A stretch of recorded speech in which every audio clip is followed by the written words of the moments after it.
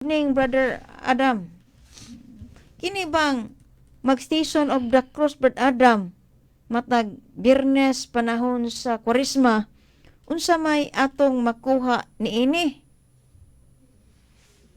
Makuha nimo mo ang kaluoy sa Ginoo kay nangayo kaniya og ano, pinagi sa debosyon mga Sister Yuli. Magdebosyon ta sa inguna na no nga pamaagi Station of the Cross. Nagpasabot nga nangayo ka og kaluoy sa Ginoo. Busa imong mahatag sa Ginoo mo ang kaluoy nga imong gihangyo kaniya, pinaagi ang petisyon sa imong pag novena. Bisag sa novena no, sa novena diha sa atong pagsimba.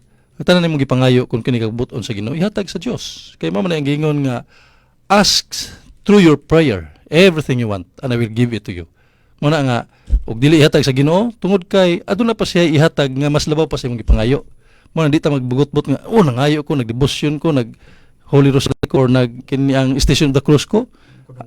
Ang ato ang pagpangayo na ay kuha na sa Ginoo, gilangan-langan tungod kay aduna say gusto nga ihatag kanimo nga mas labaw pa sa imong gipangayo. Kay gusto siya nga imong gipangayo nga kining kuan gyud kini ang in line and in accordance with the will of God mo iyang ihatag kanimo. Mingon ta nga Ginoo maghimo gyud ko Station of the Cross taga-igog numero ha aron modaog ko. And that is not in accordance with the will of God. Mo na nga kadtong iya gani in accordance with the will of God ihatag na sa Ginoo sumala gyud sa imong gipangayo.